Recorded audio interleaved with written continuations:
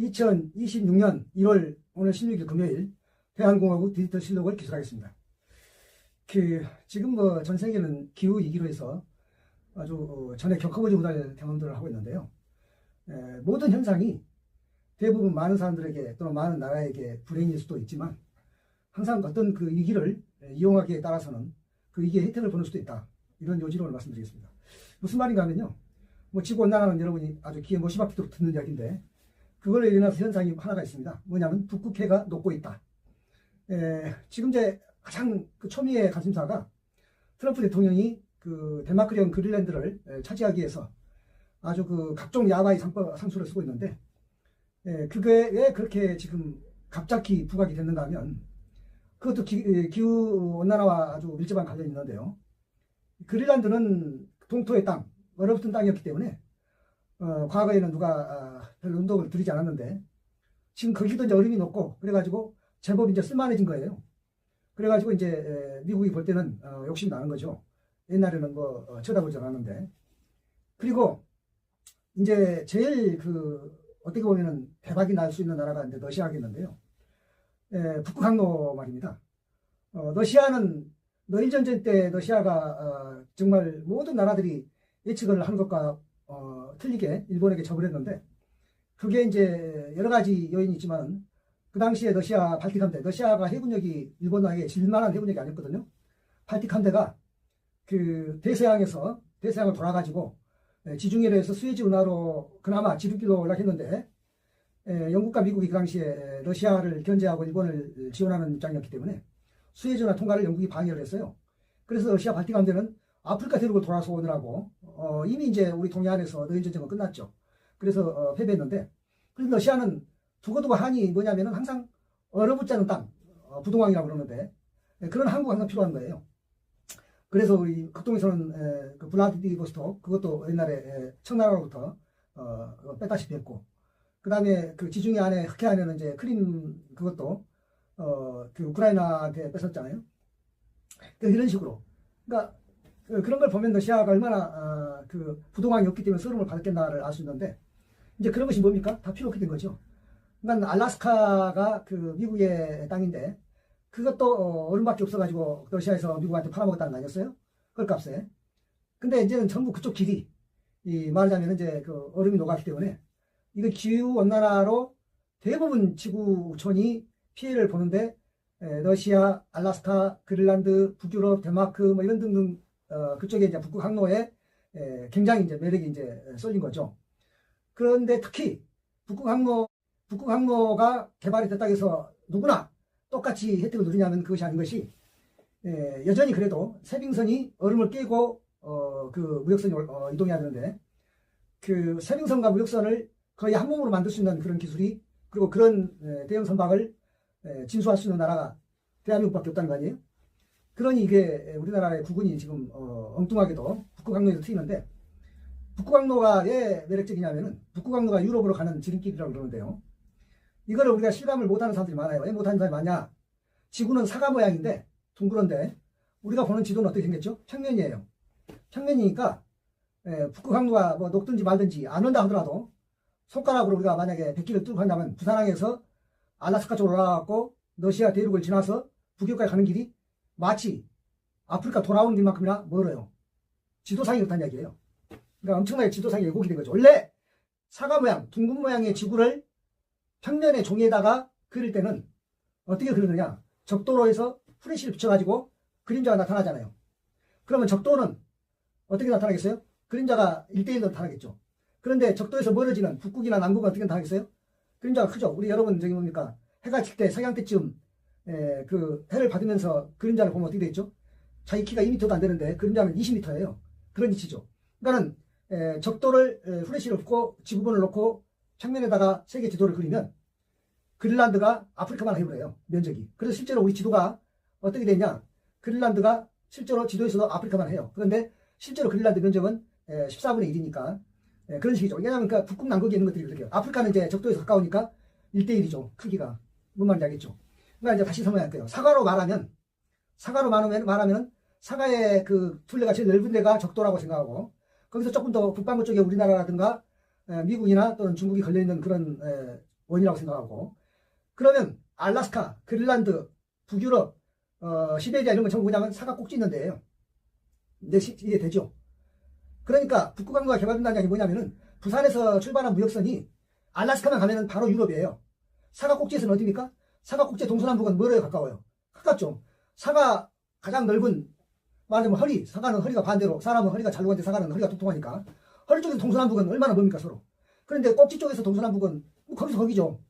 거기니까 뭐냐면 꼭지 쪽에 그린란드도 붙어있고 캐나다도 붙어있고 알래스카도 붙어있고 시베리아도 붙어있고 북유럽도 붙어있고 그렇단 말이에요. 그러니까 지도를 펴놓고 보면은 그린란드가 덴마크 땅인데 엉뚱하게 카나다에 그려져 있어요.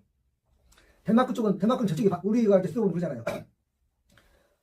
캐나다 쪽에 그 뒤에 쪽에 이제 그린란드가 있고 덴마크는 저쪽에도 반대쪽에 있죠.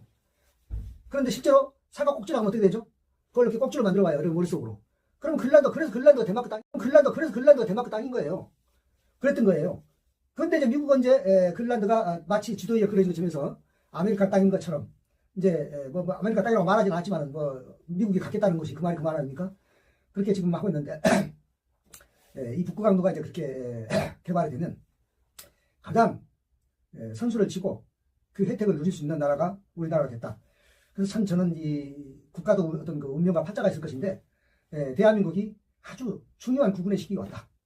우리가 지난 근현대 160년 동안 정말로 그 서름받고 그 다음에 참으로 억울한 일 많았지만 지금 이제 와서 21세기 지금 제2사반기에 지금 접어들어가지고 이제 북극항로는 개발되는 것이 초입기에 들어갔는데 이제 생각해보세요. 그러니까 알래스카만 넘어가면 유럽이라는 얘기 아니에요. 이제 상상하죠. 사가 꼭대기의 동서남북은 어떻다? 거기다.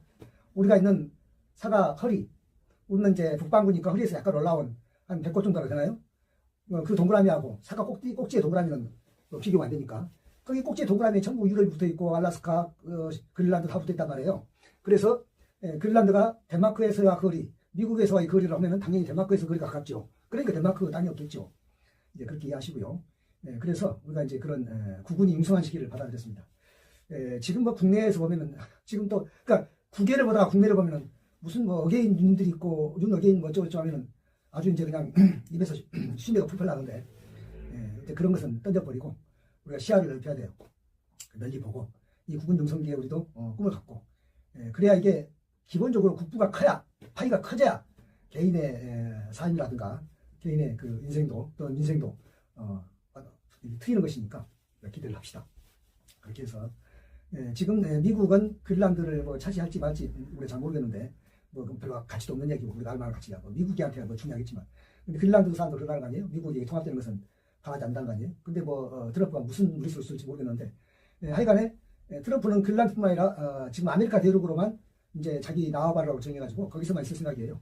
그러니까 트럼프 머릿속에서 이미 아시아는 이제 중국이나 한국이나 일본에게 유럽은 또 EU에게 이렇게 하게 하고 자기는 지금 남북미나 잘 어떻게 사실 그것도 크죠. 지금 남북미도 제대로 그 등잔빛이 어두운데 안팎 단속이 안 돼가지고 지금 미국이 억울하다는 거 아니에요?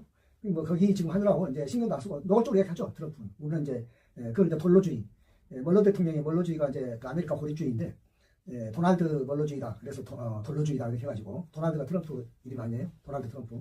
그래서 돌로주의라 해가지고 이렇게 했는데 뭐 그렇게 갈 겁니다. 그렇게 가고 트럼프가 뭐 2년 3년 나오면 이제 임기가 끝나는데 그럼 후임자가 나오면 또 다시 뭐 어떻게 되냐?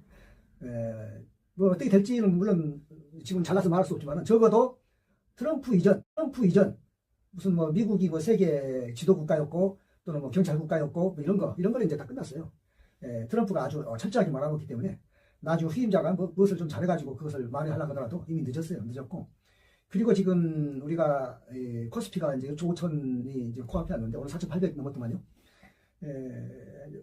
지금 거의 불장이죠. 완전히 거래일 10여일 연속 거의 보름 연속 동안 계속 올리고 있는데 그런가 하면 이제 달러 환율은 자꾸 이렇게 우리 원화 가치가 좀 떨어져 있는데 그래서 사람들이 또는 서학개미뿐만 아니라 일부 이제 코스피 올라감에 대해서 별로 반갑지 않게 생각하는 그런 사람 내가 매국노라고 말은 않겠습니다만 왜냐하면 투자는 다 그런 거하고 다른 이야기니까 그렇더라도 달러를 사서 모으고 있는지 그리고 뭐 서학개미라는 말을 듣는 일 그런 것들은 많이 제고를 해야 되는데 왜냐하면 이제 실제로 별로 이익도 없을 겁니다. 달러와도요 지금 계속 올라가니까는 1,500 일단은 1,500까지 넘을 거라고 한다잖아요. 1,500 넘어도 큰 건 아니지만은 막 계속 올라갈 걸 기대하고 지금도 뭐 꽁꽁 묶어두고 막 사고 오기만 하고 내어 전화가지고서 이 그 달러 환율을 악화시키는데 그것이 어떻게 보면 이제 우리나라에 상당히 뭐랄까 부담을 주는 게 사실인데 그러다가 이제 한 큐에 넘어가는 수가 있어요. 왜냐하면 미국의 그 정장가 president인가요? 그래도 그랬잖아요. 왜냐하면 또 미국은 달러 환율이 원화가 그렇게 가치가 마냥 떨어지는 게 좋은 게 아니에요. 왜냐하면 그 떨어지게 되면은 당연히 이제 그 우리가 이제 그 미국에 투자하려고 했던 것들 뭐 그런 것들에 대해서 이제 당연히 이제 힘드니까 못하게 되는 것이고 그러면 그뿐만 아니라 이제 수출 가격이나 이런 것은 또 반대로 원화 가치가 그 떨어지면 수출이 더 잘 되는 것도 있겠죠. 물론 그렇다고 해서 우리가 뭐 수출 수입을 같이 하고 있는데 그것이 일방적인 수출 시장만으로 이익으로 돌아오진 않긴 하지만 어떻든 왜곡되는 건 좋지 않다 이거예요. 특히나 이제 뭐냐면은 그 실질적으로 우리 펀더멘탈, 우리 기초를 가지고 대표하고 있냐 이게 문제인데 이게 지금 왜곡되고 있거든요. 그러니까는 실제로 원화 가치가 떨어질 만한 이유를 우리 한국이 갖고 있으면은 그것이 알겠는데 그게 아닌데 그렇게 되고 있는 것은 왜곡된다는 얘기죠. 그러면은 이제 미국도 또 우리 금융당국, 뭐 우리 저기 여한당국도 같이 딱 지금 구두 경고하잖아요, 양쪽 다. 근데 정말로 이제 뭔가 서로 이제 거의 서합에 가까운 무슨 공조를 해가지고서 하게 되면은 이제 완전히 그 달러 그거에다 싸는 사람들 뭐 실제는 아니겠지만은 대폭락을 맛볼 수도 있으니까 뭐 그런 것은 애국심으로 보나 또 투자 그 뭐랄까 아이디어로 보나 별로 좋은 방법.